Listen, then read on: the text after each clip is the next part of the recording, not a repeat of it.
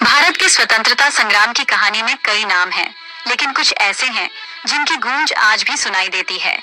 इन्हीं में से एक नाम है बाघा जतिन। इसीलिए आपको बाघा जतिन का नाम जानना जरूरी है। उनका जीवन सिर्फ इतिहास की किताबों में दर्ज एक नाम नहीं, बल्कि साहस, बलिदान और प्रेरणा की मिसाल है। वह सिर्फ एक लेजेंड नहीं थे, वह एक ऐसी फोर्स थे जिसने ब्रिटिश राज को हिला दिया।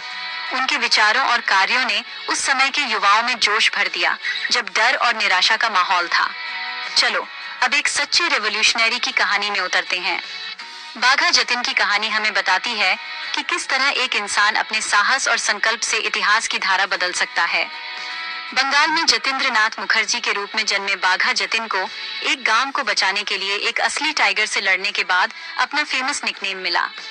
उस घटना ने न सिर्फ उनके नाम को अमर कर दिया, बल्कि उनके भीतर छुपे अदम्य साहस को भी उजागर किया। लेकिन उन्होंने सिर्फ जंगली जानवरों को ही चैलेंज नहीं किया, उन्होंने सबसे बड़े बीस्ट पर अपनी नजरें गड़ा दी, भारत में ब्रिटिश शासन।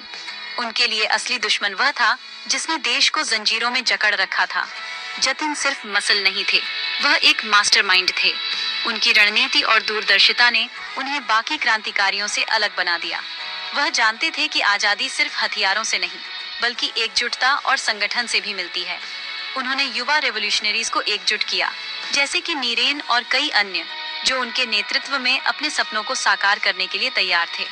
जतिन ने उनमें आत्मविश्वास और देशभक्ति की भावना जगाई, बिखरे हुए रेबल्स को एक पावरफुल रेजिस्टेंस में बदल दिया।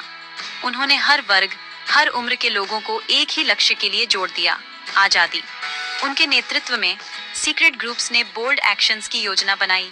उन्होंने गुप्त बैठकों में रणनीति बनाई, अपने साथियों को तैयार किया और हर कदम सोच समझकर उठाया। ब्रिटिश आर्मरीज पर हमला करना, युवाओं को इंस्पायर करना और जनता में आजादी की लौ जलाना, ये सब उनके मिशन का हिस्सा था।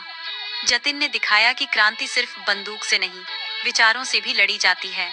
और हर मोड़ पर आजादी का सपना देखना, उनके लिए यह सपना सिर्फ उनका नहीं, पूरे देश का था। उन्होंने हर भारतीय के दिल में उम्मीद की किरण जगाई। आपको पसंद आया है तो लाइक, कमेंट, शेयर और मेरे चैनल को सब्सक्राइब कर देना। दूसरी भाग के लिए इंतजार करें।